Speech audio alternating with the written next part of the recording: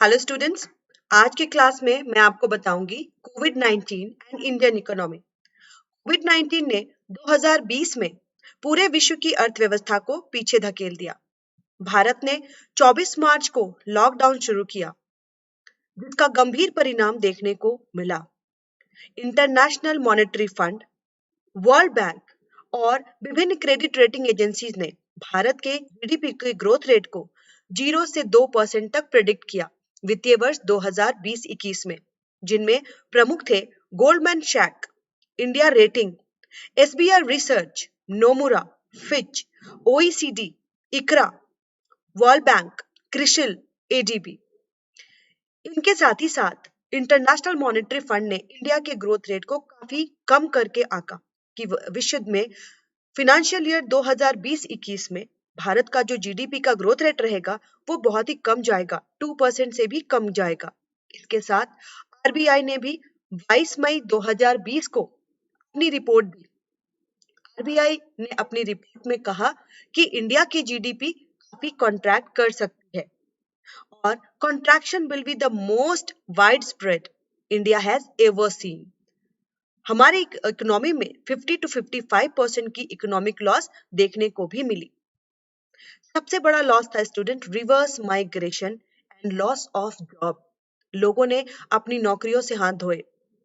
जो पलायन करके मजदूर अच्छे अच्छे सिटीज में काम करने को गए थे, रोजगार की तलाश में गए थे, उन्हें लौटना पड़ा, जिससे हमें रिवर्स माइग्रेशन देखने को मिला।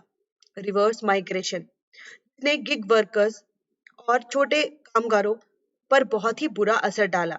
गिग वर्कर्स जो कि अस्थायी परियोजनाओं पर काम करते हैं, जैसे अगर कोई बिल्डिंग बन रही है, अगर कोई अस्थायी प्रोजेक्ट है जो तैयार हो रहा है, तो गिग वर्कर्स उस पर काम करते हैं। जब वो प्रोजेक्ट बन के तैयार हो जाता है तो उसके बाद ये पुनः बेरोजगारी की स्थिति में लौट जाते हैं। तो गिग वर्कर्स को भी और जितने भी प्रवासी मजदूर थे उनको वापस लौटना पड़ा, क्योंकि लॉकडाउन की वजह से फैक्ट्री बंद हो गई थी, दुकानें बंद थी। They were caught in a survival battle. Thousands began walking home hundreds of miles, thirsty, hungry, and tired, setting off an unprecedented crisis।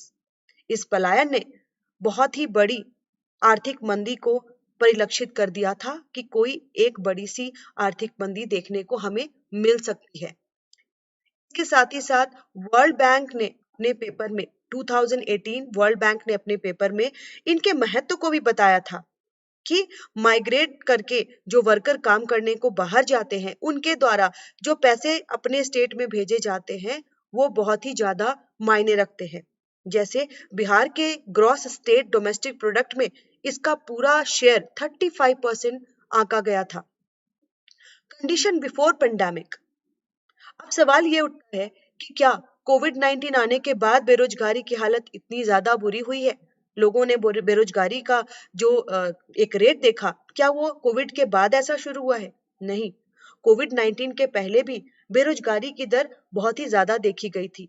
2017-18 के पीरियोडिक लेबर सर्वे के अनुसार अनएम्प्लॉयमेंट की रेट 6.1% थी और माइग्रेंट लेबर के लौटने के बाद वेज रेट और भी गिर गई, क्योंकि जितने भी असंगठित क्षेत्र में मजदूर थे, अब ज्यादा संख्या में अगर असंगठित क्षेत्र में मजदूर जमा होते हैं तो उनको कम मजदूरी दर पर भी काम करने को तैयार होना पड़ता है।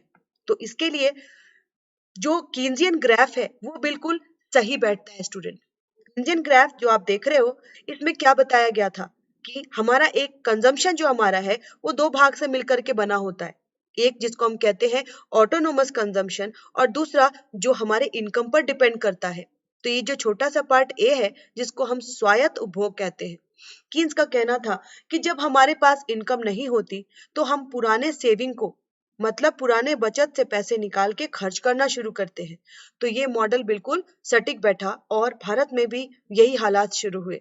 लोगों के पास जब रोजगार खत्म हो रहा था, रोजगार हाथ में थे नहीं, प्रवासी मजदूर वापस लौट रहे थे, असंगठित क्षेत्र में भीड़ बढ़ रही थी, तो लोगों ने अपनी पुरानी बचत को निकाल करके काम करना शुरू किया। तो ये डिस सेविंग का एक जोन हमारे यहाँ भी देखने को मिला।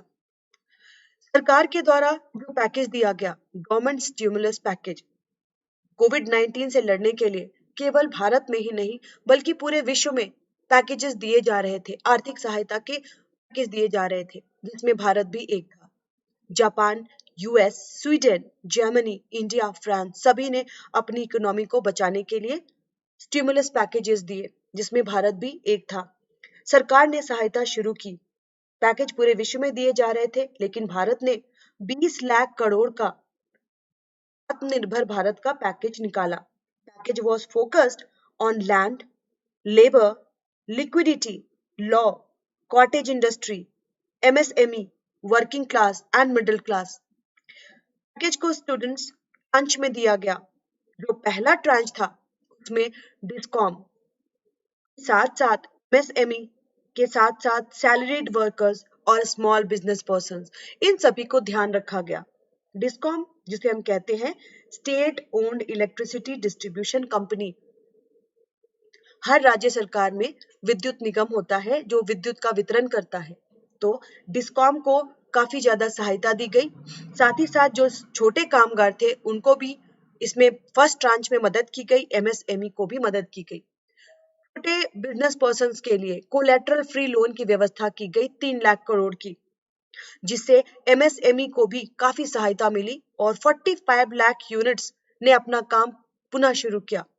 Subordinate debt provision of 20,000 crore, 2 lakh जो ऐसे एमएसएमई जो बहुत बुरी स्थिति से गुजर रहे थे उनके लिए 20,000 करोड़ की सहायता दी गई। एमएसएमई की परिभाषा को एमएसएमई को पुनर्परिभाषित किया गया।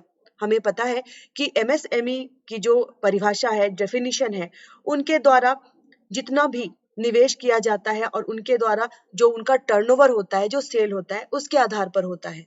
तो नई परिभाषा के अनुसार माइक्रो यूनिट्स जो सूक्ष्म इकाई है उनके द्वारा इन्वेस्टमेंट 1 करोड़ से होना चाहिए, टर्नओवर 5 करोड़। छोटी इकाइयों के लिए 10 करोड़ इन्वेस्टमेंट और टर्नओवर 50 करोड़। मंझौली इकाइयों के लिए निवेश 20 करोड़ और टर्नओवर 100 करोड़ निर्धारित किया गया। ग्लोबल टेंडर को भी मना किया गया ताकि अपने भारत में जो छोटे छोटे उद्योग हैं उनको बढ़ावा मिल सके। नॉन बैंक लेंडर्स को भी 30,000 करोड़ की स्पेशल लिक्विडिटी स्कीम दी गई। 45,000 crore partial credit guarantee scheme भी एनबीएफसी की तरफ से दी गई। एम्प्लॉइज के लिए, जो सैलरीड एम्प्लॉइज थे उनके लिए लिक्विडिटी रिलीफ लाई गई 2,500 करोड़ की। और सरकार के द्वारा जो प्रोविडेंट फंड में कंट्रीब्यूट किया जाता है, जो भी प्रोविडेंट फंड में कंट्रीब्यूशन था, सरकार ने उसको 3 महीने के लिए और बढ़ाया। It will benefit more than 72 lakh employees. Discom के लिए, जो विद्युत उत्पादन एवं वितरण कंपनीज हैं, उनके लिए 90,000 करोड़ की लिक्विडिटी की एक पैकेज लाई गई। लिक्विडिटी पैकेज, अगर इन्हें तरलता इनमें कम होगी, इन्हें पैसे की कमी होगी, जो स्टेट ऑन डिस्कॉम्स हैं, जो विद्युत निर्माता एवं उत्पादक कंपनी है, वितरण कंपनी है सारे राज्यों की, अगर उनके पास पैसे की कमी होगी तो वो बंद हो सकते हैं। इसके लिए सरकार के द्वारा 90,000 करोड़ की लिक्विडिटी की एक पैकेज दी गई। सेकेंड ट्रांच में पलायन करने वाले मजदूरों, किसानों और जो बेघर मजदूर थे, साथ ही साथ जो गरीब तबके के लोग हैं, उनके लिए सुविधाएं लाई गई। फ्री फूड, हमें पता है नेशनल फूड सिक्योरिटी एक्ट के अंतर्गत जिनके पास राशन कार्ड होता है उनको पब्लिक डिस्ट्रीब्यूशन सिस्टम के अंतर्गत अनाज दिया जाता है सब्सिडाइज्ड रेट पर। सार्वजनिक वितरण प्रणाली नेशनल फूड सिक्योरिटी एक्ट के तहत चलता है।